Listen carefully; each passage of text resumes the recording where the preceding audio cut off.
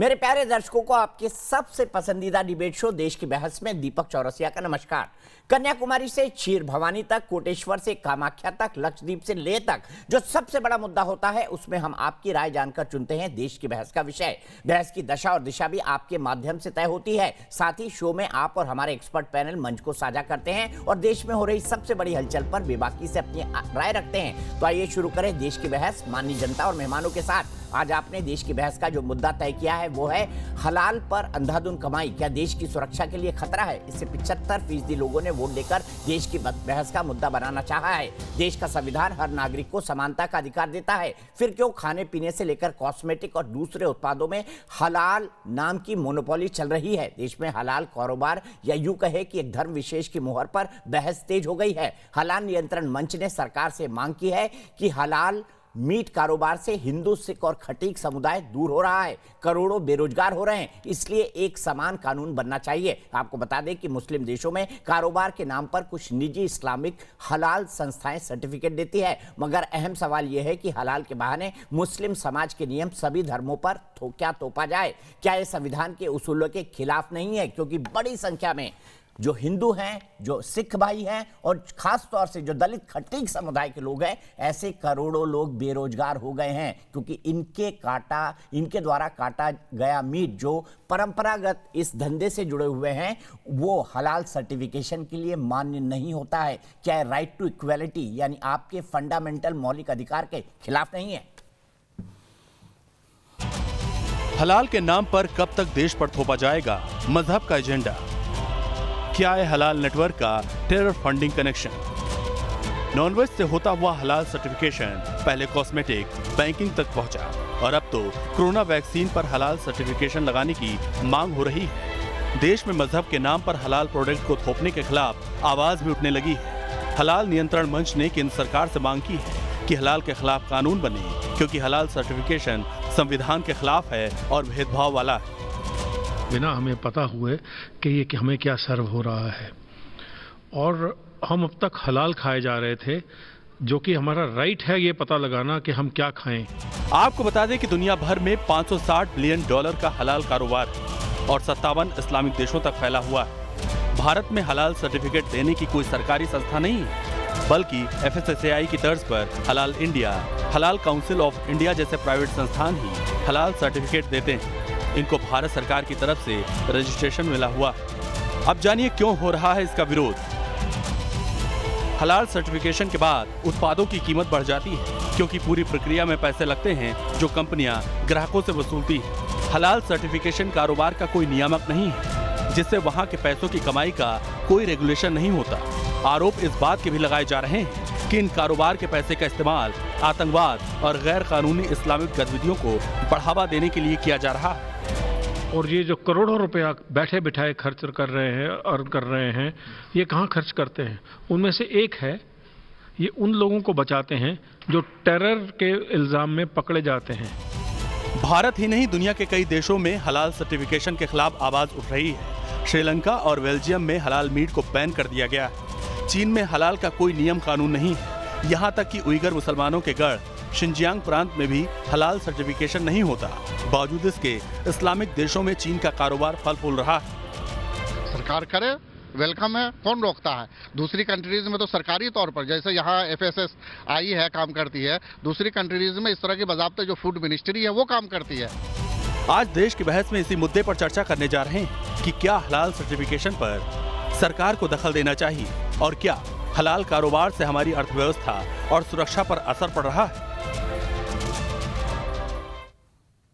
तो देश की बहस में हमारा आज का सवाल है, सुनिएगा, ध्यान से सुनिएगा, बहुत गंभीर सवाल है जिस पर आपकी राय में जरूर जानना चाहता हूं। भारत में बेचे जाने वाले उत्पादों पर हलाल सर्टिफिकेशन बैन हो। सेक्युलर देश है भाई, एक धर्म विशेष की मोहर क्यों? आप शो के दौरान हाँ या ना में अपनी राय हमारी वेबसाइट पर दे सकते हैं, हमारे मोबाइल ऐप पर दे सकते हैं, हमारे न्यूज नेशन के ट्विटर हैंडल पर जा सकते हैं, हमारे फेसबुक पेज पर भी जा सकते हैं। कार्यक्रम के बारे में अगर आपकी कोई राय है, सुझाव है या आप आप शो के अंदर शामिल होना चाहते हैं तो छोटा सा वीडियो बनाकर 9711002266 पर भेज दें। कृपया मुझे व्हाट्सएप ना करें। सीधे चलता हूं बड़े पैनल के पास जो आज डिबेट करेगा। डॉक्टर विजय सोनकर शास्त्री, भारतीय जनता पार्टी के कद्दावर नेता, भारतीय जनता पार्टी के राष्ट्रीय प्रवक्ता और इससे पहले SC/ST मोर्चे के अध्यक्ष रह चुके हैं राष्ट्रीय तौर पर, और इस मुद्दे को लगातार उठा रहे हैं क्योंकि करोड़ों दलित समाज से जुड़े हुए लोग इस व्यवसाय से दूर होते जा रहे हैं। मेरे साथ रिटायर्ड RSN सिंह साहब हैं, फॉर्मर इंटेलिजेंस ऑफिसर हैं, जाने माने सिक्योरिटी मामलों के एक्सपर्ट हैं और साथ ही साथ इंटरनल और एक्सटर्नल सिक्योरिटी के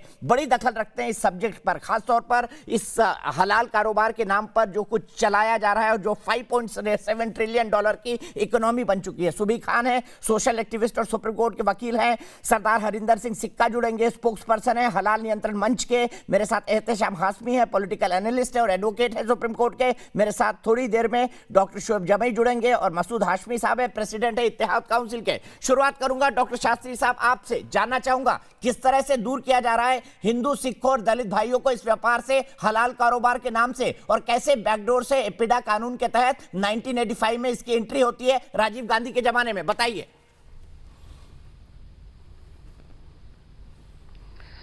देखिए दीपक जी, ये बड़ा गंभीर मुद्दा है और एक तरह से देखा जाए तो यह एक बड़ी कॉन्स्पिरेसी भी है। ये आस्था का विषय है और ये आस्था का विषय सामान्य नहीं बल्कि प्राचीन समय से है।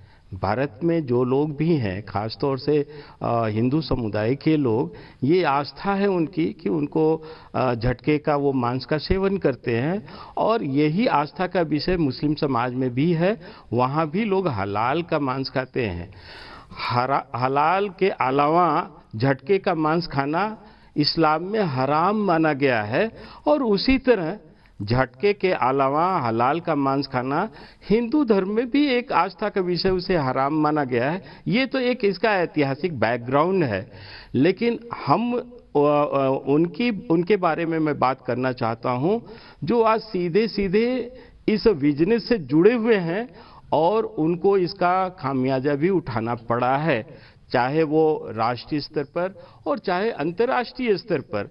अब देखिए, हलाल इकोनॉमी जो है वो वर्ल्ड मार्केट में जो 5 ट्रिलियन की है, अभी आपने बताया $5 ट्रिलियन की है, और इस 5 ट्रिलियन जो टोटल मार्केट है, इसमें सिर्फ 15% ऐसे लोग हैं जो हलाल के लिए उनको बाध्य है, वो खाना चाहते हैं, उनकी आस्था जुड़ी है।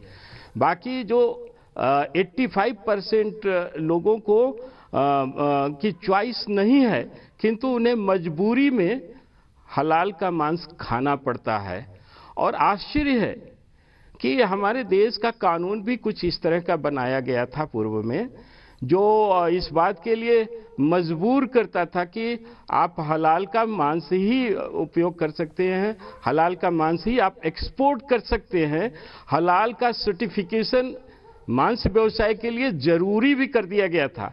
अभी यही दिल्ली से कुछ ही किलोमीटर दूर गाजीपुर मार्केट में, वहाँ पर जो स्लॉटर हाउसेस हैं, उन स्लॉटर हाउसेस की भी हालात बड़ी विचित्र है। वहाँ झटके का और हलाल का दोनों का प्रोविजन है, पर दोनों का ठेकेदार एक ही व्यक्ति को दिया गया और वो एक विशेष वर्ग धर्म संप्रदाय के है। तो वहाँ तो स्ट्रिक्टली इतना तक है कि वो झटके का मांस काट ही नहीं सकते, पर अगर झटके का मांस काटना उनके लिए हराम है तो उनको ठेकेदारी क्यों दी गई है, ये भी आश्चर्य का विषय है। ये सब सारी चीजें बड़ा घालमेल करके चल रही हैं और मुझे ऐसा लगता है कि इस विषय में मुझे स्मरण होता है कि मैं पार्लियामेंट में जब था तो पार्लियामेंट में भी एक मुस्लिम मेंबर ने इस बात के लिए जानकारी हासिल करने की कोशिश किया था कि क्या पार्लियामेंट में जो मांस का सप्लाई होता है, मांस का जो परोसा जाता है कैंटीन वगैरह में, क्या वो क्या हलाल होता है या झटका होता है। तो वहां से उनको उत्तर भी मिला था कि नहीं, ये हलाल का होता है। यही तो दिक्कत है ना सर, पार्लियामेंट सभी संस्थाओं में, एयरलाइंस के अंदर, हॉस्पिटल के अंदर, होटल्स के अंदर, वहां पर डॉक्टर शास्त्री यही कह रहा हूं हॉस्पिटल्स में, एयरलाइंस के अंदर, ट्रेन के अंदर, आईआरसीटीसी नहीं, में, रेलवे के अंदर, सब हाँ, जगह, एयरलाइंस बड़े में होटल्स है। के अंदर, इंटरनेशनल चेन के अंदर आपको कोई ऑप्शन नहीं दिया जाता। मसूद हाशमी साहब, मेरा सीधा सवाल है, अगर ऐसा है भी, अगर सर्टिफिकेशन है भी, तो फिर धार्मिक एजेंसियों से क्यों लिया जाए? उसके लिए भारत सरकार को कोई नियामक बनाना चाहिए। मैं 110,000 करोड़ रुपए किसी इस्लामिक संस्था पर अपनी जेब से क्यों दूं? बताइए। सबसे पहले तो मैं आदरणीय शास्त्री जी का आभार व्यक्त करता हूं कि आज शास्त्री जी ने ये बताया हमें कि हिंदू धर्म के अंदर झटके का मीट खाना चाहिए और झटके का मीट खाना आस्था का विषय है। मैं शास्त्री जी का बहुत बहुत आभारी हूं कि उन्होंने ये इशू ख़त्म कर दिया जो हमारे हिंदू भाइयों में कहा जाता है कि मांस नहीं खाना चाहिए या मांस नहीं खाते। शास्त्री जी ने हमें ज्ञान दिया कि हिंदू धर्म के अंदर झटके का मीट खाना चाहिए, तो ये बात तो फिर खत्म ही हो गई कि मीट खाना ना खाना। एक तो ये, इसके लिए मैं शास्त्री जी का आभार व्यक्त हिंदू करता धर्म हूं। में मांस भी खाया जाता है और कई ऐसे हिंदू लोग हैं बंगाल में जो मछली के साथ पूजा करते हैं। मिथिला में मछली के साथ पूजा होती है। तो कृपया सबको वेजिटेरियन करके टैग मत करिए मसूद भाई, थोड़ा तो ज्ञान भी रख लिया करिए। यहाँ पर परंपराएं हैं कि ये मांस धर्म के के साथ अंदर कई सारे हिंदू घरों में दीपक पूजा जी, होती ये है। धर्म आपको के पता अंदर नहीं है, आपको कलकत्ते पता का नहीं हिंदू मसूद भाई, धर्म थोड़ा अलग, जनरल नॉलेज बढ़ा लीजिए। यूपी का हिंदू ठीक है, धर्म ठीक है, अलग, आपने अपना पॉइंट रखा। राजस्थान का सुबी हिंदू खान को धर्म लाऊंगा। अलग। सुबी ऐसा खान, क्यों है? क्या सेक्युलर देश के अंदर चलना चाहिए नहीं, हलाल मैंने मीट? पॉइंट नहीं रखा। सेक्युलर देश के अभी अंदर तो मैंने अगर आपको आभार इस्लामिक व्यक्त देश में किया भेजना है, जरूर अभी मैंने सर्टिफिकेट अपना दीजिए। पॉइंट नहीं सेक्युलर रखा। देश में क्या होना अभी चाहिए? मैंने सुबी खान, आभार व्यक्त किया है, मेरी बात तो पूरी सुन लीजिए। आपकी बात सुनूंगा। सुबी के बाद में अरे, आप अब एहतेशाम मेरी भाई के बात पास तो सुन जाऊंगा। लीजिए।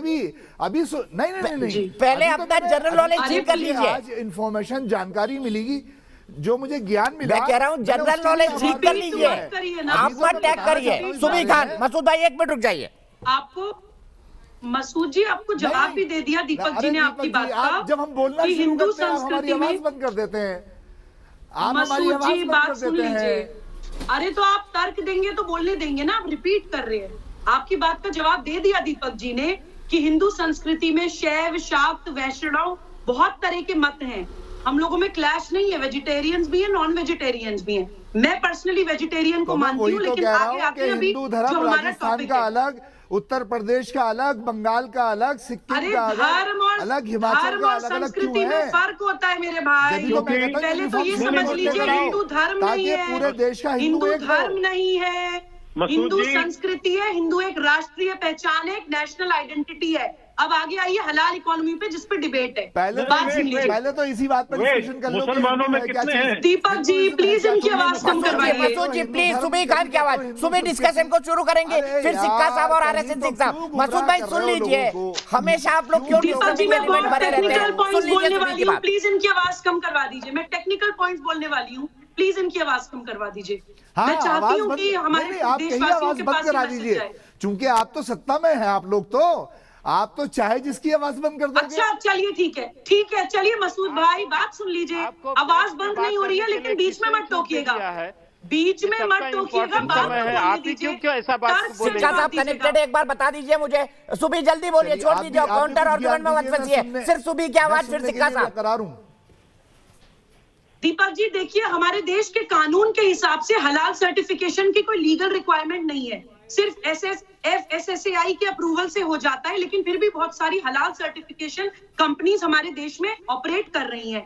अब मैं इन कंपनीज के बारे में कुछ बताती हूँ। आप अगर इनकी वेबसाइट्स खोल कर देखें तो उनकी जो भी रिक्वायरमेंट्स हैं, जो भी प्री रिक्विजिट्स हैं, उनसे साफ पता चलता है कि एक धार्मिक व्यवस्था है, एक धार्मिक है और धार्मिक एक प्रोसेस है।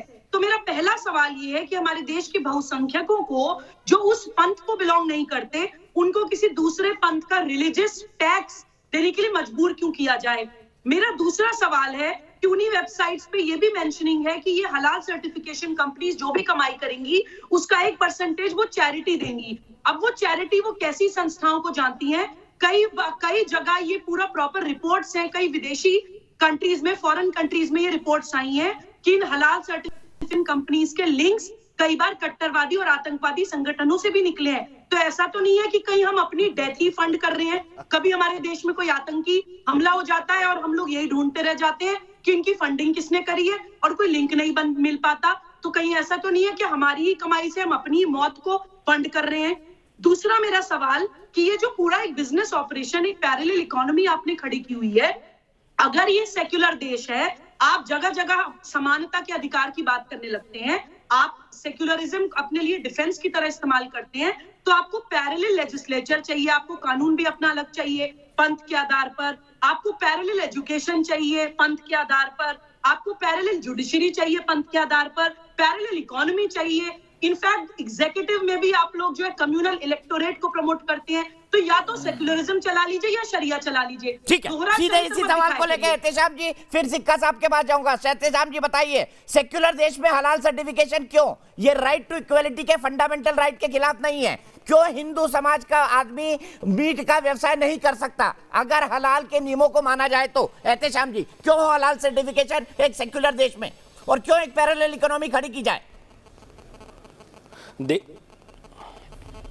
देखिए दीपक भाई साहब, मैं आपको सबसे पहले तो ये बताना चाहता हूं कि आपके जितने भी पैनलिस्ट हैं वो हलाल इकोनॉमी पे डिबेट कर रहे हैं, लेकिन इनमें से किसी ने भी शायद इकोनॉमी क्या होती है, इकोनॉमिक्स की डेफिनेशन क्या है, ये पढ़ी नहीं है।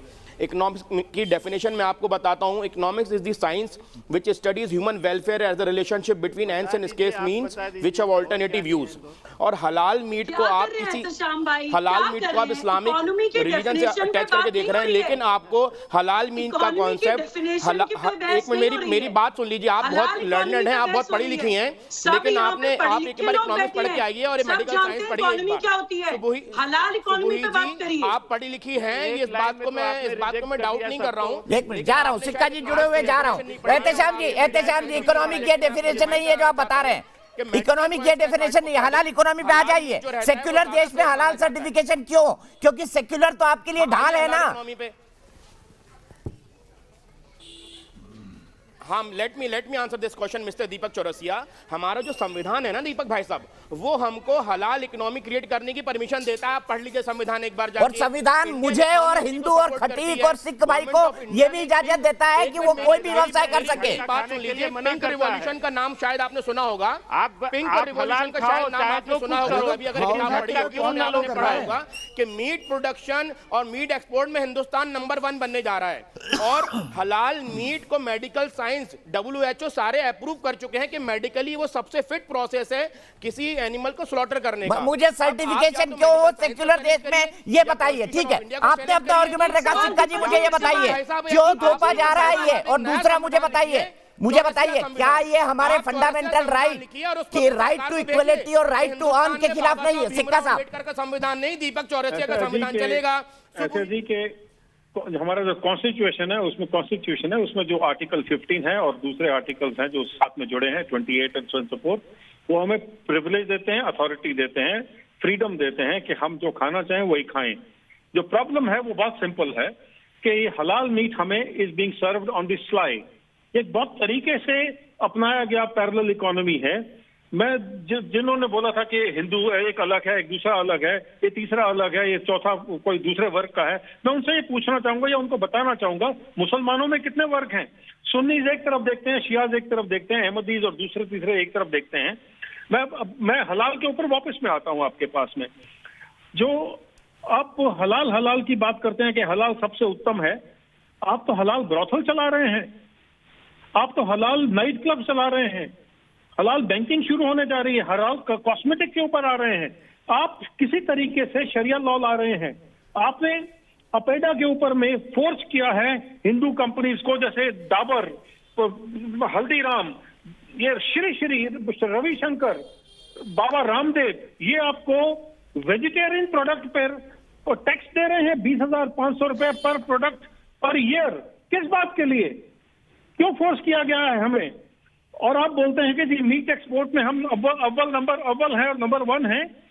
क्या हलाल सर्टिफिकेट जरूरी है उन कंपनीज के लिए जो कि चाइना, रशिया में, कनाडा में, यूएस में और ऑस्ट्रेलिया में है? कोई टैक्स नहीं देता है, कोई हलाल सर्टिफिकेट नहीं देता है। Show me the face and I will show you the rule. ये कांग्रेस के द्वारा बनाया गई एक चाल थी जिससे कि हिंदुओं को, सिखों को एक तरफ से कॉर्नर करके शरीयत लॉ लगाया जाए और शरीयत लॉ के कवर में लाया जाए। मुझे आपसे कोई आपत्ति नहीं है, आप क्या खाएं, लेकिन मेरे लिए हलाल हराम है। प्लीज समझिए, आप लोगों के लिए झटका हराम है। तो उसी तरह से मेरे लिए हलाल हराम है। आपने मुझे क्या किया है, सारे 5 स्टार होटल्स, आप किसी होटल में चले जाइए 5 स्टार, उसमें सिर्फ हलाल सर्व होता है, लेकिन वो कहीं दिखाते नहीं है। किसी रेस्टोरेंट ढाबे में चले जाइए, सिर्फ हलाल सर्व करते हैं, लिखते नहीं है।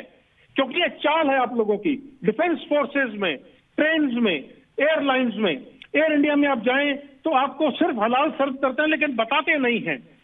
ठीक है सिक्का साहब, मैं इसी पॉइंट को लेकर सिंह साहब पे जाऊंगा। सिंह साहब, आपको पता है 26/11 की जब इन्वेस्टिगेशन हुई तो तहव्वुर राणा, जो खुद एक बूचड़ खाना चलाता था, जिसने 26/11 को फाइनेंस किया था, उसका सीधा कनेक्शन, इस हलाल इकोनॉमिक्स का सीधा कनेक्शन 26/11 से मिला, जर्मन बेकरी ब्लास्ट से मिला, जयपुर ब्लास्ट से मिला, दिल्ली ब्लास्ट से मिला। क्या हो रहा है इस हलाल के नाम पर, और क्यों दे रहे हैं 110,000 करोड़ का टैक्स हिंदुस्तानी कंपनियां इन हलाल, इन मजहबी संस्थाओं को? मुझे बताइए, इसका कोई लॉजिक है एक सेक्युलर देश में?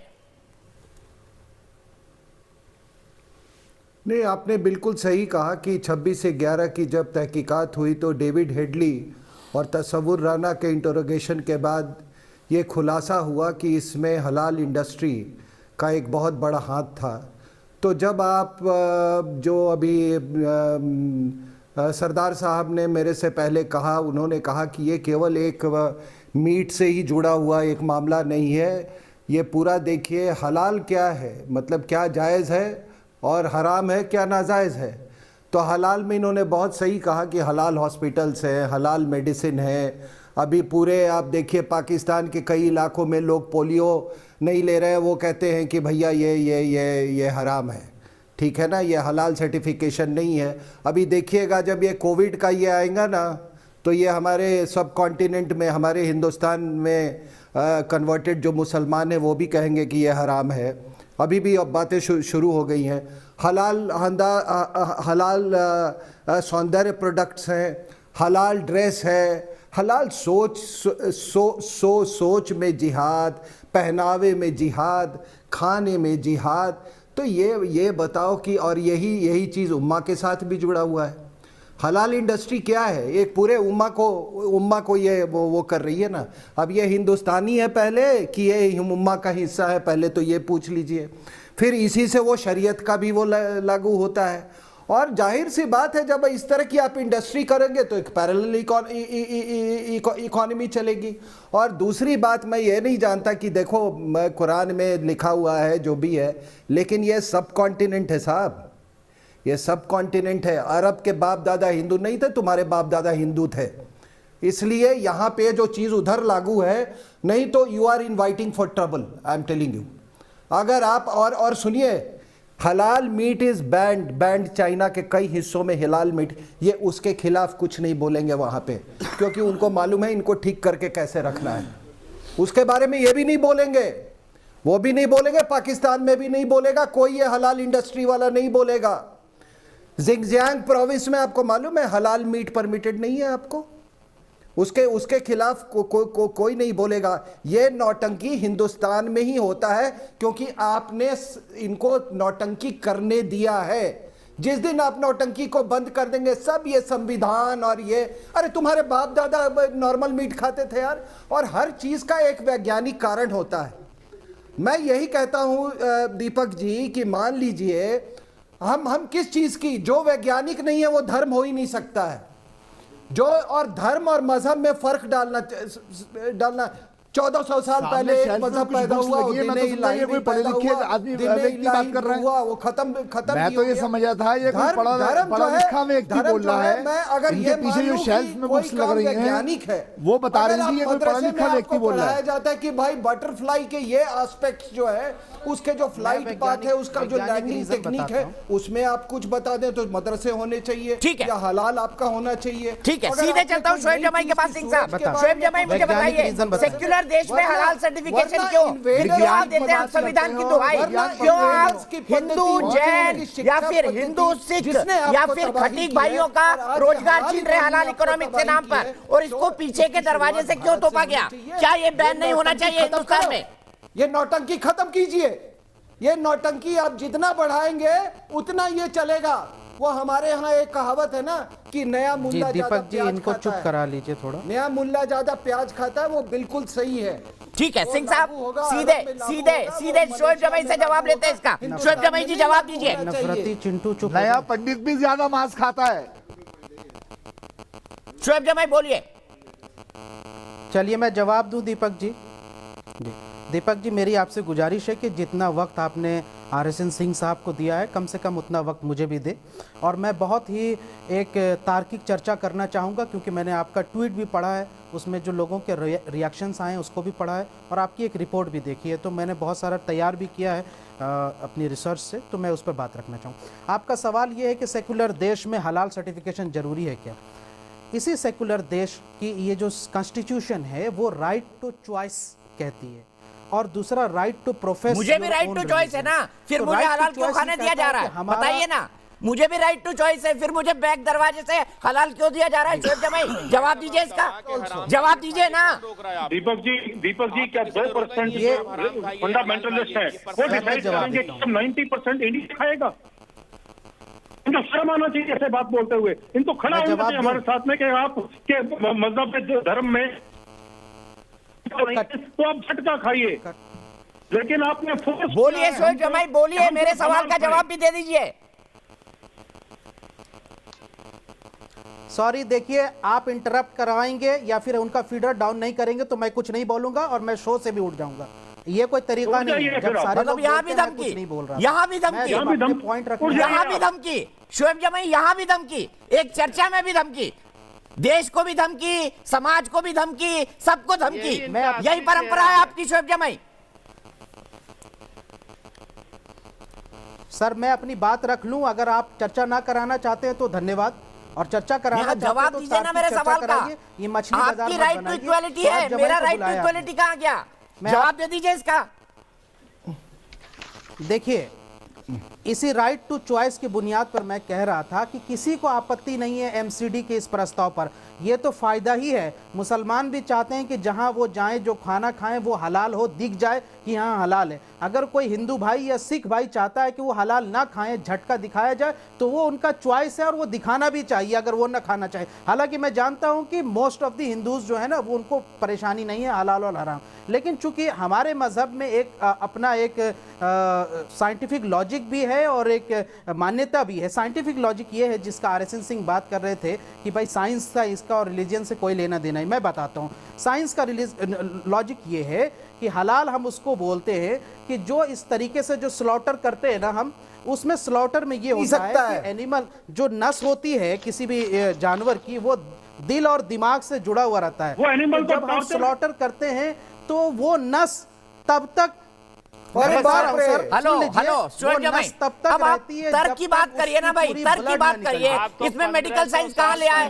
मेरी राइट टू चॉइस कहाँ गई शोएब जमाई? जब आपने हलाल सर्टिफिकेशन पीछे के दरवाजे से घुसवा दिया सेक्युलर सरकारों से, मुझे इसका जवाब दे दीजिए। मेरी राइट टू चॉइस कहाँ गई? मैं तो इस पक्ष में हूँ। जवाब दे दीजिए ना शोएब जमाई, इसका जवाब नहीं है आपके पास। ज्ञान गणित बांट रहे हैं आप। हिंदुस्तान से सर मैं मेडिकल साइंस का भी जवाब दे रहा हूं, क्योंकि आपको पता है कि मेरी PhD जो है वो बायोलॉजी में है, इसलिए जवाब दे रहा हूं। सर आपकी PhD फंडामेंटलिज्म में है। जो आप किस पक्ष में हैं सर कि बकरा को? देखिए ना, आप इस बात को समझिए।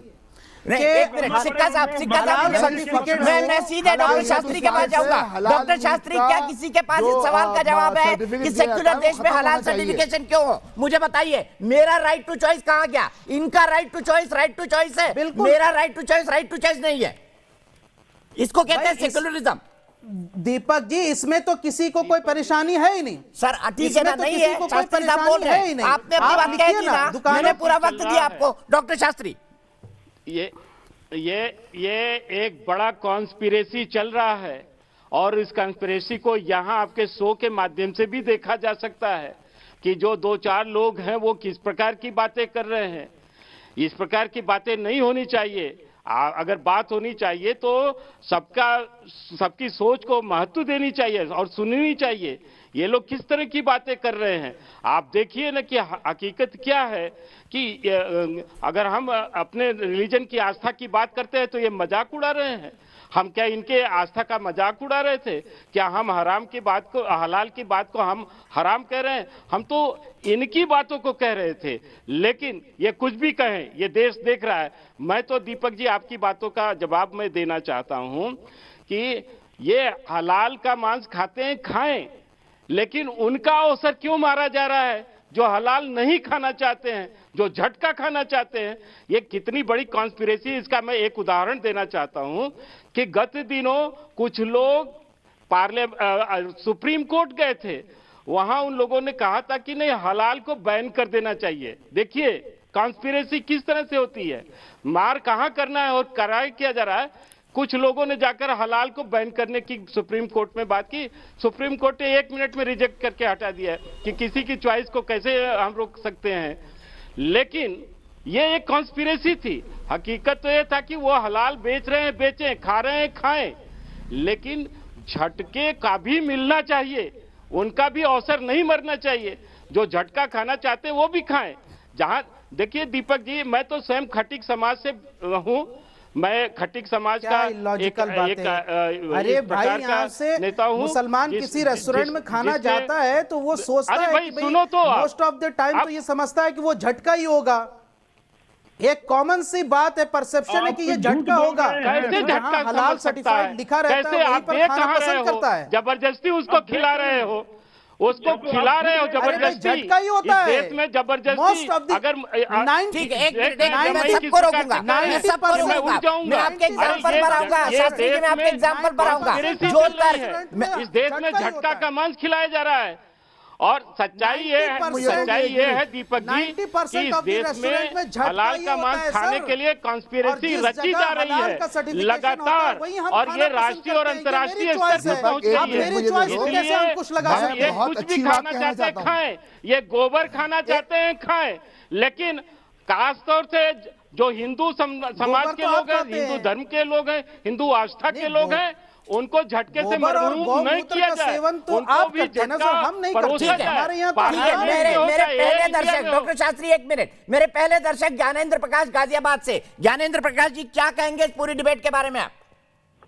देखिए, जब ये एक पैरेलल इकोनॉमी की और पैरेलल सामाजिक व्यवस्था जो क्रिएट की जा रही है और उसमें एक धर्म विशेष का नाम लिया जा रहा है कि हमारे यहाँ शरीयत में ऐसा होता है, शरीयत में, तो फिर जब इनके यहाँ अगर इनको शरीयत के ही सारे कानून मानने हैं तो फिर जब चोरी की सजा या खून की सजा जो शरीयत में है उसको क्यों नहीं मानते? उसमें क्यों ये चीजें मानने लग जाते हैं कि जो कानून के अनुसार मानने लग जाते हैं उन चीजों को, तो उसमें शरीयत क्यों नहीं शामिल करते हैं? ये संविधान का इस्तेमाल अपने प्रोटेक्शन के लिए करते हैं, ये भी इनकी एक स्ट्रैटेजी है। मैं सीधे चलता हूं यहाँ से मसूद जी के पास। मसूद जी बताइए क्या कहना चाहते हैं? क्या आपको नहीं लगता कि राइट टू इक्वालिटी और राइट टू चॉइस दोनों का हलाल इकोनॉमी को घुसा के आप हनन कर रहे हैं?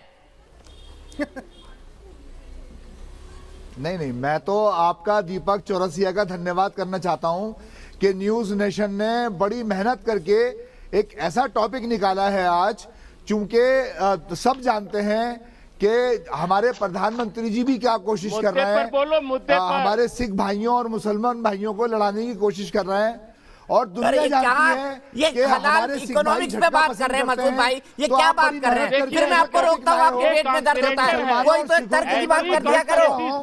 और झटके की वकालत करने के लिए आपने सिख भाई को बिठाया ताकि मुसलमान और सिख जो करीब आ रहे हैं हिंदुस्तान में, ले आओ करीब भाई, और करीब ले आओ, मिल लो सिक्का साहब से गले मिल लो, सिक्का साहब से गले मिल लो, मैं सिक्का साहब का एड्रेस भेज दूंगा, वो भी आपसे गले मिलेंगे। मसूद भाई मैं भी आपसे गले मिलूंगा, पर कोई तर्क की बात कर लो। सिक्का साहब मुझे बताइए, आपके हिसाब से आज तक कितने ऐसे लोगों का रोजगार गया जो गैर इस्लामिक है? मुझे बताइए, इसका भी फिगर बताइए देश के अंदर खासतौर पर। लेकिन मुसलमान अगर हलाल खाता है 4 करोड़ से ज्यादा खटीक सिख और हिंदू। मसूद भाई कोई तर्क की बात करा करो आप जानबूझ के ऐसा विषय ठीक है। सिक्का साहब की आवाज प्लीज लाओ ताकि मैं मेरी सुन लीजिए मसूद भाई, थोड़ा सा प्लीज सुन लीजिए। किसानों की लड़ाई कमजोर हो गई भाई हलाल इकोनॉमिक्स पर चर्चा से। गजब का तर्क लाते हैं मसूद भाई, आप गजब का तर्क लाते हैं। किसानों की लड़ाई भी घुसा दी इसमें, और कुछ घुसा दो इसमें और कुछ घुसा दो, कुछ और घुसा दो। सिक्का साहब बोलिए, आप सिर्फ आपकी आवाज। दीपक जी, मैं पहले आपसे इनसे पूछना चाहता हूँ, ये बोलते हैं हलाल, हलाल मीट और हलाल नॉन मीट। हलाल पापड़ कैसे हो गया? सीमेंट और ब्रिक्स, ईंटें, बदरी, ये हलाल कैसे हो गई? ओके, दूसरी बात बताइए मुझे, हलाल के ब्रॉथल्स चल रहे हैं, आपको शर्म नहीं आती है? हलाल की ब्लैक मार्केटिंग हो रही है नाम के नाम पर, हलाल के नाम पर नाइट क्लब चल रहे हैं। गूगल पे देखिए जरा, आप उस पर टैक्स ले रहे हैं। हलाल की बैंकिंग शुरू होने वाली है। मेरा दूसरा प्रश्न है आपसे, एक मिनट, अब मैं आपके इसी सवाल को आगे ले जाता हूं। शोएब जमाई, हलाल ब्रोथल यानी हलाल वैश्यालय बहुत चल रहे हैं इंटरनेट पे, आपने देखे होंगे, ये कितना इस्लामिक है ये भी बता दीजिए। सिंह साहब, पंजाब के किसान बहुत परेशान है। मसूद भाई, किसानों के किसी उत्सव में जाइए जहां पर किसानों पर डिस्कशन हो रहा है। मैं आज किसानों पर डिस्कशन नहीं कर रहा हूं। शोएब जमाई जवाब देंगे, फिर एहतेशाम भाई। ये गलत जगह आ गया है जी। दीपक जी, सर ये हलाल वैश्यालय ये कितने इस्लामिक है ये भी बता दीजिए मुझे।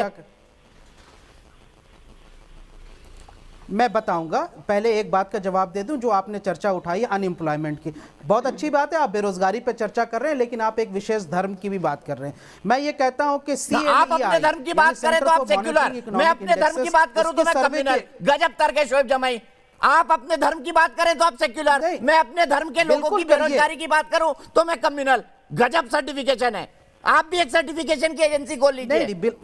बिल्कुल मैं बात, सर आप, मैं तो सबकी बात कर रहा हूं। मैं कह रहा हूं सीएमआई की सर्वे कह रही है कि 12 करोड़ जॉब जो है वो इनफॉर्मल और बेरोजगारी पे चले गए। आप बेरोजगारी पे चले गए। 35 लाख अरे मैं ये पूछ रहा हूं आपसे, हलाल ब्रोथल, हलाल वैश्यालय कितने इस्लामिक है? शोएब जमाई जवाब दीजिए। हलाल ब्रोथल, हलाल इस्लाम वैश्यालय कितने इस्लामिक है? जवाब दीजिए ना। 35 लाख जॉब जो है नवंबर 2020 में 50 लाख। साहब कहां खुला है जरा इनको ये भी बता दीजिए। बेरोजगारी कहां खुला है, कहां मिलता है इनको ये भी बता दीजिए। 6.5 से लेकर 9.5। मैं पूछना चाहता हूं जो मैं आया वो बोल दिया। अरे मुसलमान तो इस तरह से नहीं है।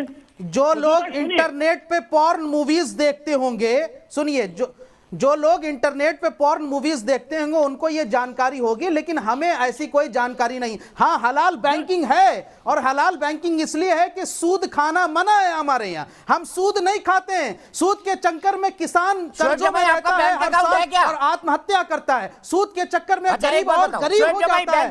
सूद हमारे यहाँ हराम है। शोएब जमाई आपका बैंक अकाउंट है क्या? शोएब जमाई आपका बैंक अकाउंट है क्या? बताइए, आपका बैंक अकाउंट है? हमारा बैंक अकाउंट जल्दी बोलिए, कहां है आपका बैंक अकाउंट? जल्दी बोलिए, यहां से जल्दी बोलिए, कहां है बैंक अकाउंट? कहां से तनख्वाह आती है जामिया मिलिया इस्लामी की? तो नहीं, अभी स्टेट बैंक ऑफ इंडिया को बंद करके हलाल बैंक ऑफ इंडिया कर देना चाहिए। नहीं, बताइए ना कहां पर है आपका बैंक अकाउंट? बिल्कुल हलाल। कौन से बैंक में बैंक अकाउंट? इसलिए अभी कितने बड़े इस्लामिक नेता है बोल हो जाएंगे आप। कौन से बैंक में अकाउंट बताइए, कौन से बैंक में अकाउंट है? मैं बता रहा हूं, जिस भी, वो सबको पता है जामिया मिलिया इस्लामिया वालों की सैलरी किस बैंक में आती है, वो सबको पता है। फिर तो आप तो हराम काम कर रहे हैं। पहली तुरंत आपको इस्लाम से निकाल देना चाहिए। सुबी खान, ये देखिए, नॉन हलाल बैंकिंग को इस्तेमाल कर रहे हैं, गैर इस्लामिक हो गए, इनको इस्लाम से बाहर किया जाए तुरंत। कैसे हराम कर जी भाई, ये हमारे ऊपर है। अरे सूद देने वाले बैंकों में आप खाता खोल रहे हैं, सूद देने वाले बैंकों में खाता खोल रहे हैं।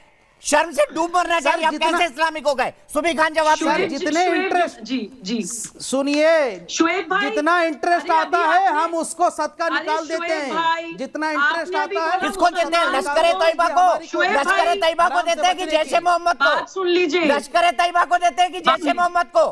सुबई खान बोलिए आप। जी जी, दीपक जी, शोएब भाई ने भी बोला मुसलमान के लिए नौकरियां सूद खाना हराम है और गरीब इंसानों को देते हैं। करिए वो मालेगांव शोएब भाई बात पैसे नहीं देते आप लोगों की तरह। सुनिए, मुझे पता है वो गरीब आदमी आपके लिए लश्कर तैयबा वाले हैं। सुबह आप बोलिए, छोड़ दीजिए उनको। जी जी, दीपक जी देखिए, एक अभी पॉइंट आ रहा था बेरोजगारी वाला करना हमको बड़ा अच्छा आता है। अरे ऐसे नहीं, मैं ऐसे डिबेट नहीं कर पाऊंगी। सुन लीजिए, अभी खुल गया इनका हलाल हराम का सुन लीजिए। नेक्सस। बैंक में अकाउंट खोल के बैठे हैं बिना हलाल बैंकिंग हुए, और इनको हलाल का मीट चाहिए। सुबी खान बोलिए। जी दीपक जी देखिए, अभी एक पॉइंट आया बेरोजगारी वाला, बहुत अहम पॉइंट है, मैं उसको बोलना चाहती हूँ। अभी हमने इस बात पे जिक्र किया कि जो खटीक समाज के लोग हैं या सिख समाज के लोग हैं, उनको हलाल इकोनॉमी की वजह से वो बेरोजगार हो रहे हैं, उनको काम नहीं मिल पा रहा है। एक और पॉइंट है बेरोजगार होने का, आप ये जितनी भी हलाल सर्टिफाइंग कंपनीज है उनकी वेबसाइट पर जाइए। इनकी एक रिक्वायरमेंट ये भी होती है कि जो वो हलाल करेगा एनिमल को, वो भी मुसलमान होना चाहिए, और इसमें एम्प्लॉयमेंट भी इन कंपनीज में सिर्फ मुसलमानों को ही दिया जाता है। जो भी सोशल एक्टिविस्ट भी मुझे सुन रहे हैं, मैं बोलती हूँ आरटीआई लगाइए इन हलाल सर्टिफिकेशन कंपनीज में, पूछिए कि कितने नॉन मुस्लिम्स को इन्होंने एम्प्लॉयमेंट दिया हुआ है। तो तब यहाँ पे इनको सेक्युलर देश में ये जो है एम्प्लॉयमेंट भी धर्म देखकर, पंथ देखकर दे रहे हैं, तब ये नहीं बोलेंगे कि हाँ नहीं ये सेक्युलरिज्म के खिलाफ है। फिर मैं सिंह साहब के पास अच्छा पॉइंट उठाया आपने, इसी को एहतेशाम भाई के पास ले जाता हूँ। एहतेशाम भाई, सेक्युलर देश में क्या धर्म देख के रोजगार दिया जाएगा? हलाल की आपकी इतनी सर्टिफिकेशन कंपनी है, यही कर रही है। बेरोजगारी पर जवाब दीजिए। दीपक भाई साहब, आपने बहुत अच्छा सवाल पूछा, इसका जवाब मैं दूंगा आपको। 1 minute Shoaib, 1 minute please let me complete. Deepak भाई साहब, सेक्युलर देश में चैनल पे बैठ के आप ये बोल रहे हैं कि मैं एक हिंदू हूं, जबकि मैं आपको बताना चाहता हूं कि एक जो पत्रकार होता है वो हिंदू मुसलमान नहीं हो के सिर्फ एक पत्रकार होता है। सर ये आप नहीं तय करेंगे मैं क्या हूं और मेरी आइडेंटिटी क्या है? कृपया मेरी आइडेंटिटी तो मत तय करिए। मैं हाथ जोड़ता हूं आपके एहतेशाम भाई, मेरी आइडेंटिटी तो मत तय करिए। सुनने की हिम्मत रखिए, मेरी आइडेंटिटी तो मत तय करिए। और अगर आप सर्टिफिकेट देने वाली एजेंसी है तो आप दूसरे शोएब जमाई बन जाइए। हिम्मत रखिए। आप बात सुनने की हिम्मत नहीं है तो आप चैनल छोड़ के जा सकते हैं। नहीं, मैं चैनल छोड़ के क्यों जाऊं भाई? आप छोड़ के जाएंगे तो जवाब मैं आपको बताता हूं। आप पहले हाँ, तो जब आपने मुझे इनवाइट किया है तो आपने मुझे इनवाइट किया है तो आपको सुनना पड़ेगी मेरी बात, नहीं तो आप मुझे इनवाइट मत किया करिए। ठीक है, बोलिए। जहां तक बात करी सेकुलर इकोनॉमी की, सेकुलर इकोनॉमी में ही हमें संविधान परमिशन देता है कि हम अपने रिलीजियस वैल्यू को फॉलो कर सकें। और जहां तक हराम इकोनॉमी या हलाल इकोनॉमी की बात है, दीपक भाई साहब आप स्वतंत्र हैं हराम की कमाई खाने के लिए, लेकिन हिंदुस्तान का नागरिक इस बात को जानता है कि उसको हराम हलाल किस चीज को चूज करना है। भावना को रखें। ठीक है, बोल दिया आपने। मैं आरएसएन सिंह साहब के पास जाऊंगा। सिंह साहब, ये सेक्युलरिज्म क्या एक धर्म विशेष को पीछे के दरवाजे से बैकडोर एंट्री देना है? क्या इस देश में यही होता रहा है आज तक? ज्यादा है वहां पे। देखिए, अगर फेथ और सिक्योरिटी, फेथ और राष्ट्रीय सुरक्षा में अगर क्लैश हो तो आप किसका पालन करेंगे? आप पहले ये तय कर रहे लोग। दूसरी बात, ये जो राष्ट्रीय सुरक्षा को कमज़ोर करना चाहते हैं और ये जो इन्होंने कहा कि सिख और मुसलमान भाई भाई, जो अभी आप ये नारे जो लगा रहे हैं, तो मुझे मालूम है कि जहांगीर कितना बड़ा मित्र था गुरु अर्जन देव का, और औरंगजेब कितना बड़ा मित्र था यही तो गुरु तेग बहादुर का, आप और वजीर खान कितना बड़ा वजीर खान कितना बड़ा मित्र था गुरु गोविंद सिंह का। तो ये बातें ना, ये गंदी बातें, अगर देश को तोड़ने की बातें की ना तो तोड़ दूंगा, बता रहा हूं। कभी सुनो, अगर देश को तोड़ने की बात की और ये कॉम्पैक्ट बनाने की बात की ना तो तोड़ दूंगा। इस पे कोई ये मत रखना। अगर दोबारा तुमने ऐसे देश को कमजोर करने की बात की तो तोड़ दूंगा, ठीक है? ये सुन लो ठीक से, पहली बात।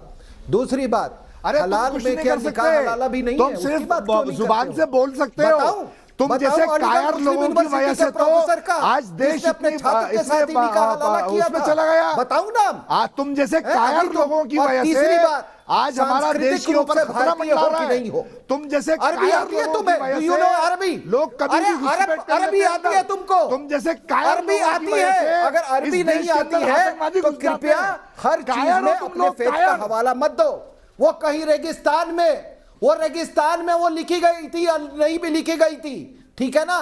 तो उसका हवाला मत दो। सांस्कृतिक रूप से तुम हिंदुस्तानी हो, और जो भी सांस्कृतिक रूप से हिंदुस्तान की संस्कृति को नहीं मानता है उस पर संविधान नहीं लागू होता है।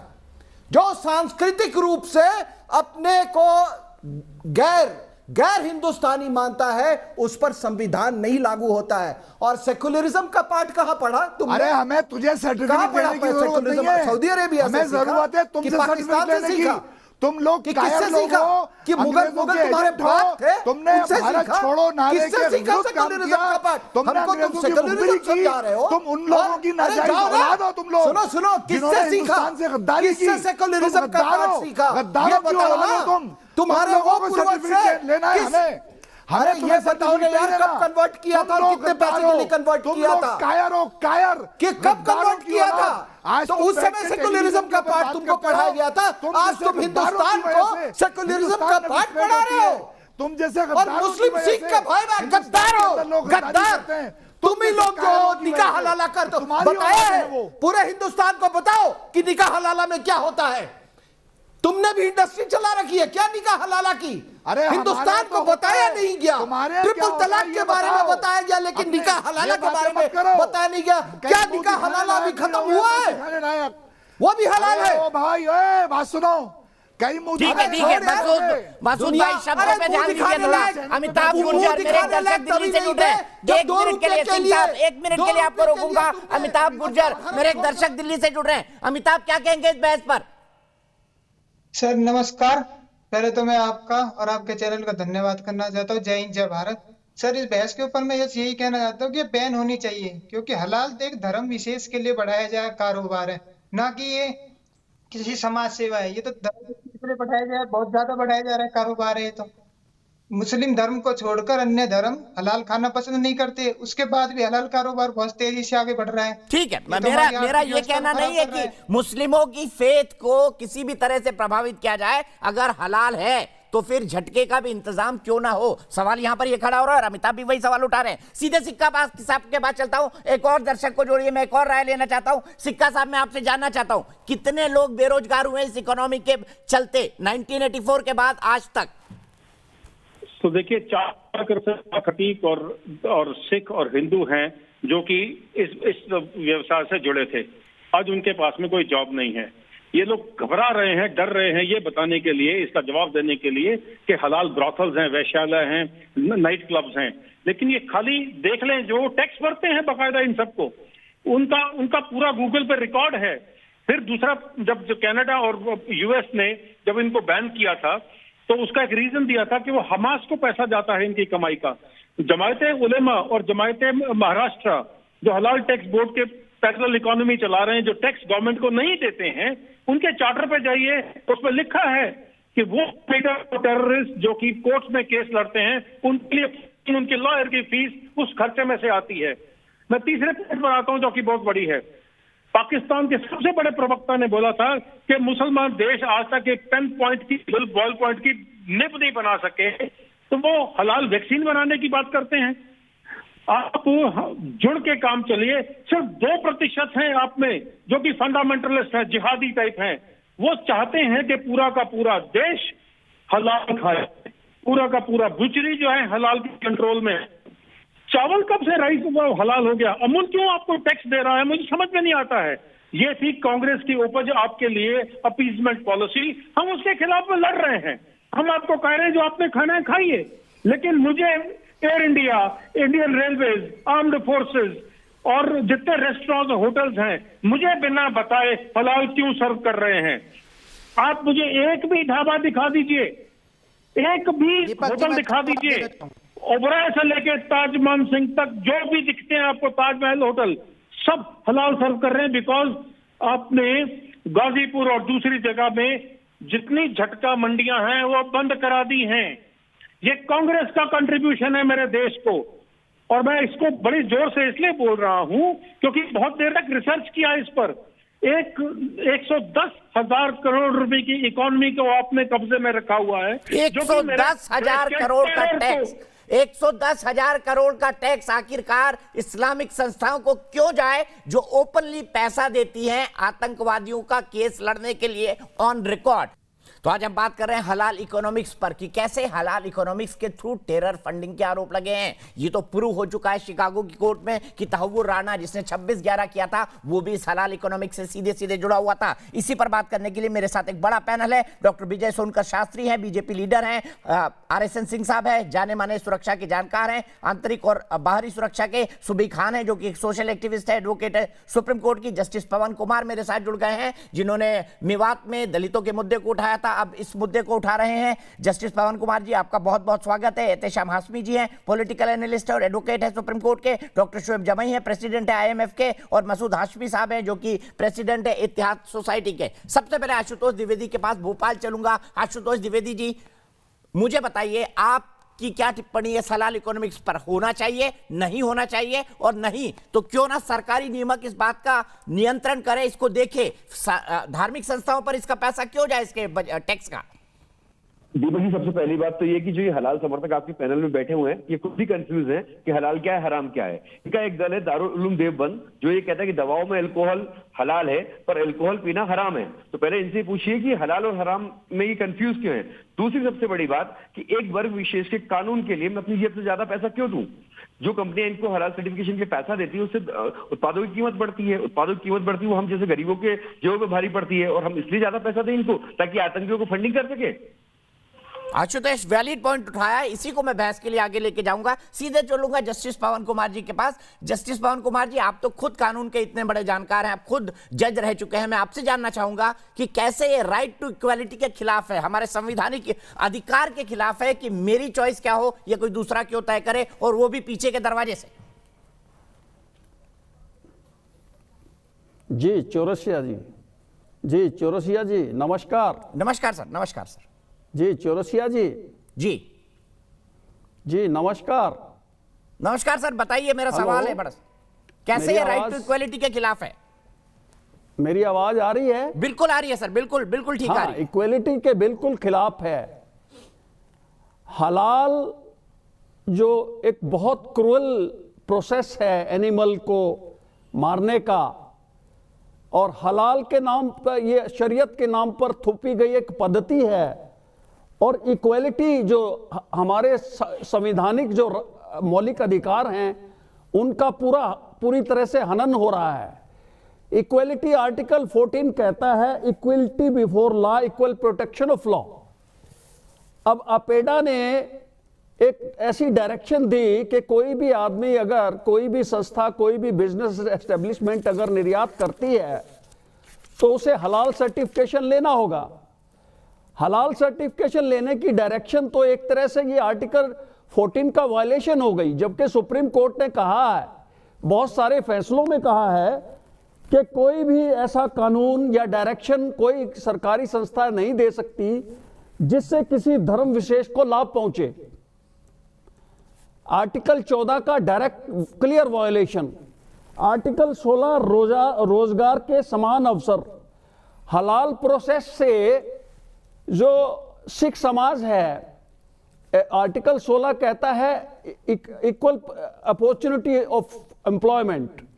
हलाल से जो सिख समुदाय है, खटीक समुदाय है, वाल्मीकि समुदाय है, हलाल के सर्टिफिकेशन, हलाल के बिजनेस की वजह से इनके रोजगार चले गए हैं, तो right to employment is also gone. और जब खाने पीने की चीजें हैं, मेरा राइट टू स्पीच है, राइट टू एक्सप्रेशन है, राइट टू लाइफ है।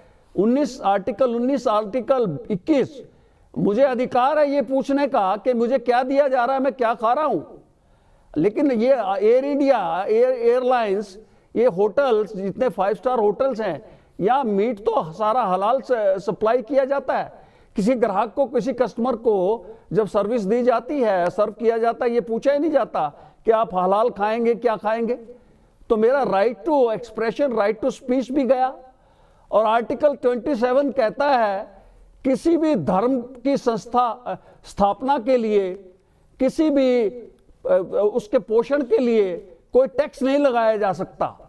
ये जजिया टैक्स लग रहा है ना, जो हलाल के सर्टिफिकेशन के नाम पर हलाल सर्टिफिकेशन कंपनियां जो है, जमीयत उलमा हिंद, जमीयत उलमा महाराष्ट्र, हलाल इंडिया, ये जो पैसा हलाल सर्टिफिकेशन पे ले रही हैं, तो ये जजिया कर है, तो it is violation of article 27 also. तो संविधानिक राइट इंडिया जैसे डेमोक्रेटिक सेकुलर कंट्री में हलाल के नाम पे हलाल एक तरह से मास्क से हट करके हलाल तो चला गया। बैंकिंग, टूरिज्म, बिजनेस, कॉस्मेटिक्स, कहाँ कौन सा एरिया बचा है? कोल्ड ड्रिंक्स, दाल चावल पापड़ सब हलाल। पतंजलि ने हलाल सर्टिफिकेशन ले लिया। हर प्रोडक्ट के लिए 21,000 रुपए पर ईयर जो है हर प्रोडक्ट के लिए सर्टिफिकेशन के लिए चाहिए। 15,000 रुपए जो उसका हर नेक्स्ट ईयर रिन्यूअल के लिए चाहिए। तो इतना सारा पैसा बिल्कुल पॉइंटेड ढंग से समझाया लोग जो है व्यवसाय से जो हिंदू लोग जो जुड़े हुए थे, 1.5 करोड़ से ज्यादा हिंदू लोग जो सिख, खटीक, वाल्मीकि, मांस के व्यापार से जुड़े हुए थे, they have lost their job. उनका रोजगार चला गया है। ठीक है, बिल्कुल आपने ठीक कहा। 4 करोड़ का फिगर सिक्का साहब ने बताया था। सीधे डॉक्टर शोएब जमाई के पास जाऊंगा, उसके बाद सिंह साहब और सुबही खान। मुझे बताइए, आपको बता दिया कितने आर्टिकल्स का वायलेशन है, और ये भी बता दिया जस्टिस पवन कुमार ने कि जजिया कर है। शोएब जमाई अब क्या कहेंगे? किसी धार्मिक संस्था को पैसा क्यों जाना चाहिए? और आप कह दीजिए ना, धार्मिक संस्था को ना जाए, सरकारी संस्था बन जाए, उसको पैसा चला जाए, अगर आपको हलाल खाना ही है तो, लेकिन मुझे ऑप्शन दे दे। अब क्या कहेंगे आप तो संविधान के प्रेमी हैं। जस्टिस पवन कुमार की बात को सुन के तो आपको सीधे कहना चाहिए कि बंद हो जाए भाई, हलाल तुरंत बंद हो जाए। आपने संविधान की प्रतियां लगाई थी शाहीन बाग में। मैं जस्टिस साहब का पॉइंटेड जवाब दे सर मैं जस्टिस साहब का जवाब देना चाहूंगा, 4 पॉइंट में देना चाहूंगा। पहली बात तो जस्टिस साहब ने जो कही कि राइट टू चॉइस, वो तो मैं भी कह रहा हूं, इसमें कोई कंट्रोवर्सी नहीं है। मुझे हलाल खाना है, मेरी चॉइस है, जिसको झटका खाना है उसकी चॉइस है, और ये सिग्निफाई करना जरूरी है, पहला पॉइंट। दूसरी बात यह है कि एपडा और जितने भी हलाल सर्टिफिकेट जो संस्थाएं, वो सब गवर्नमेंट रजिस्टर्ड है, वो गवर्नमेंट रजिस्टर्ड है। अगर गवर्नमेंट उनको कह रही है कि आप हमसे रजिस्टर्ड होकर के आप ले सकते हैं, तो सरकार तो पिछले 6 सालों में है, आपने क्यों नहीं टैक्स लिया? उन लोगों को क्यों टैक्स देने दिया? दूसरी बात। तीसरी बात यह है कि जितनी भी बड़ी बीफ एक्सपोर्ट की कंपनी है हिंदुस्तान में, उसमें 3 सर चिंता मत करिए सर, मैं जवाब दे रहा हूं। थर्ड पॉइंट कि 3 बड़ी जो बीफ एक्सपोर्ट कंपनियां, वो तीनों के तीनों हिंदू के हैं, नॉन मुस्लिम के हैं। अरबियन स्पोर्ट्स, सुशील कपूर उसके ओनर मुंबई से, MKR food storage company Madan Abbott, PML industries AS Bindra साहब सिख हैं जो चंडीगढ़ से। ये तीनों कितने करोड़ का करते हैं? पिंक रिवॉल्यूशन की बात कर रहा हूं मैं। 10.76 लाख टन 2012 में था, और अभी 19 लाख टन 2019 में है सर। ये सब लोग जो वो किसका है?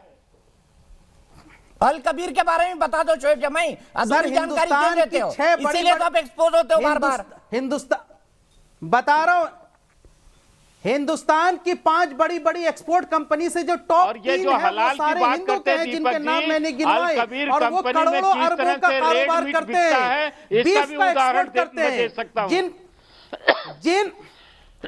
मैं दे रहा हूं, जिन कंट्रीज में वो बीफ एक्सपोर्ट करते हैं, वहां हलाल की डिमांड है, इसलिए वो हलाल का सर्टिफिकेट मांगते हैं। तो ठीक है ना सर, बिजनेस चलाने के लिए हलाल देना मुझे कोई दिक्कत नहीं है, वरना ऑर्गेनाइजेशन ऑफ कॉमन कंट्री में दे। हिंदुस्तान में मेरा ये सवाल है, OIC में पूछे हलाल सर्टिफिकेशन के आधार पर बेचे, पर ये कंपनी बीजेपी को फंड करती है। ये कंपनी बीजेपी को फंड भी करती है। बीजेपी का MLA संगीत सोम खुद बीफ एक्सपोर्ट कंपनी का डायरेक्टर है सर, अल्दुआ कंपनी का डायरेक्टर है। मोइन कुरैशी और योगेश रावत उसके ओनर हैं, जो को ओनर है। 2005 में company of registrar of affairs के आप इसमें पूरा झूठ बोल रहा है। इन्होंने कसम खाई है, कभी बोलेंगे, इन्होंने कसम खाई है, और इन्होंने कसम खाई है। सुबह खान प्लीज बोलिए, शोएब जमाई आपने बोल दिया करते हैं, ये सब हिंदुओं के नाम पर लाइसेंस लेकर के खुद चला रहे हैं। गौ मांस का कारोबार नहीं करना चाहिए। एक तरफ तो आप गौ मांस का कारोबार करने पर मुसलमानों को मारते हैं, दूसरी तरफ कहते हैं कि खटीक समाज की नौकरी चली गई। ये दोगलापन कहां से आ गया आप में? ये देखो करना चाहते हैं, क्या तर्क लाए, गजब तर्क लाए। सुबह खान प्लीज आइए फिर सिंह साहब। हिंदू है, क्यों करना चाहते हैं? अरे क्यों करना चाहते हैं आप? क्यों करना चाहते हैं बताइए। पर आप मुझे ये नहीं बता पाए अभी तक, ये नहीं बता पाए, ये जमीयत उलेमा हिंद है आतंकवादियों के केस क्यों लड़ता है? अरे बता रहा हूं भाई, क्यों लड़ता है आतंकवादियों के केस? चार्टर पर लिखा है उनके। सुबह खान जमीयत उलमा हिंद का देखिए इतिहास उठा दीपक के जी, देख लो, इन्होंने तो अंग्रेजों के जी खिलाफ शोएब लड़ाई भाई लड़ी हो गया, है। प्लीज ये सुबुई खान से ये सवाल कोई पूछा है, होने आतंकवादी दीजिए। मालेगांव जैसा शोएब ब्लास्ट नहीं भाई, करते हैं। जमीयत उलमा हिंद का इतिहास भी जाके उठा के देख लीजिए, यहाँ साध्वी प्रज्ञा जैसी आतंकवादी नहीं पलती, यहाँ कोई गोडसे जैसा आतंकवादी नहीं पलता। जितने यहाँ भी कोई जो है, आतंकवादी हैं, जो अभी टोटल आप- बस हो गया शोएब जमाई। चैनल पे आज शोएब एक जमाई, दिन बिहार बाद में बहुत आप भाषण दिया आपने, एक भी सीट नहीं जीत पाए। बिहार में बहुत भाषण दिए, अपनी पार्टी को डुबोए, आप शांत हो जाइए। सुबह की आवाज जाएगी सिर्फ। जी दीपक जी, देखिए अभी बार बार राइट टू चॉइस की बात आ रही है। देखिए मेरा इतना कहना है कि डेफिनेटली राइट टू चॉइस सबका होना चाहिए, लेकिन वो दोहरा चरित्र नहीं होना चाहिए कि सिर्फ आपका ही राइट टू चॉइस हो और दूसरे पे आप जबरदस्ती थोप रहे हो। मेरा सिर्फ इतना कहना है, सरकार से हमें ये मांग करनी चाहिए कि जितने भी ईटरीज या बड़ी बड़ी जो फूड कंपनीज हैं, वहां पे at least it should be declared कि हलाल मीट अगर वहां पे मिल रहा है तो वहां पे नॉन हलाल मीट भी अवेलेबल होना चाहिए। लोगों को इन्फॉर्म चॉइस होनी चाहिए कि वो जहां पे खाना खा रहे हैं, जहां पे वो ले रहे हैं, वो हलाल है या झटका है। राइट टू चॉइस उनका भी होना चाहिए कि वो क्या खा रहे हैं। दूसरा पार्ट जो चैरिटी पार्ट है, इन हलाल सर्टिफाइंग कंपनीज का पैसा किन संस्थाओं को जा रहा है, इनके ऊपर एक रेगुलेटरी बॉडी सरकार को सेटअप करनी चाहिए। इन लोगों की जांच होनी चाहिए कि पैसा किन संगठनों को जा रहा है, वो कहां इस्तेमाल हो रहा है। तीसरा पॉइंट, जो सर्टिफाइंग बॉडीज है वो हिंदुओं को एम्प्लॉयमेंट जो नहीं देती हैं, उस पे बहुत बड़ा सवाल खड़ा होता है कि वो सीधा सीधा हमारे संविधान के बहुत सारे फंडामेंटल राइट्स के खिलाफ है। डॉक्टर शास्त्री, मैं आप ही के पास आ रहा हूँ। सिर्फ एक कमेंट जैद खान से, सुबह आपको रुकना होगा। जैद खान मुंबई से मेरे साथ जुड़ गए हैं। जैद, आप क्या कहेंगे इस विषय पर? सर मैं ये कहना चाहता हूँ कि ये जो मसला जिस तरीके से हम उठा रहे हैं, क्या हमें आज उसकी जरूरत है? देखिए, ये बीफ और ये जो बूचर्स जो जुड़े हुए हैं, आप मैक्सिमम आप देखेंगे कि ये सारा निजाम, ये सारा कारोबार हिंदुओं के हाथ में है। तो हम ऐसे कारोबार को जो मतलब मजहब का नाम देकर, क्यों आज हम बीफ को बैन करते हैं, लेकिन बीफ एक्सपोर्ट धड़ल्ले से चालू है हलाल और हराम के नाम पे। मैं पूछता हूँ, क्या उन जैनियों से हम पूछेंगे कि आपके लिए हलाल और हराम क्या है? ये एक जो हलाल खाना चाहते हैं उनको हलाल खाने दीजिए, जो यही तो हमारी यही तो लड़ाई है जैद खान भाई, इसी बात की लड़ाई है। डॉक्टर विजय सोनकर शास्त्री जी, आपका क्लोजिंग कमेंट। अब आगे क्या रणनीति होगी कि हमारे खटीक भाइयों को एम्प्लॉयमेंट मिलता रहे, वो बाहर ना हो, और क्या ऐसी संस्थाओं पर कार्रवाई नहीं होनी चाहिए जो मजहब के नाम पे एम्प्लॉयमेंट दिलवाते हैं? अरे सुन, देखिए दीपक भाई, मैंने खटीक समाज पर एक पुस्तक लिखी, मैं चाहूंगा कि क्लोज करके इसको दिखलाया जाए। इस पुस्तक में मैं ये करीब 300 पेज की पुस्तक है और 500 किताबों के रेफरेंस के साथ मैंने लिखा है कि किस तरह से खटीक समाज का वर्तमान स्थिति में दयनीय हालात हो गई है।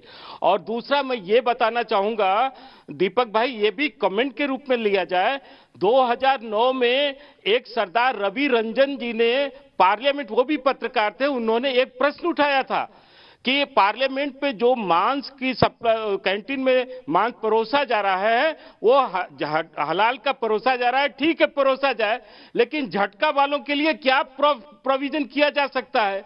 क्या हम नहीं चाहते कि दोनों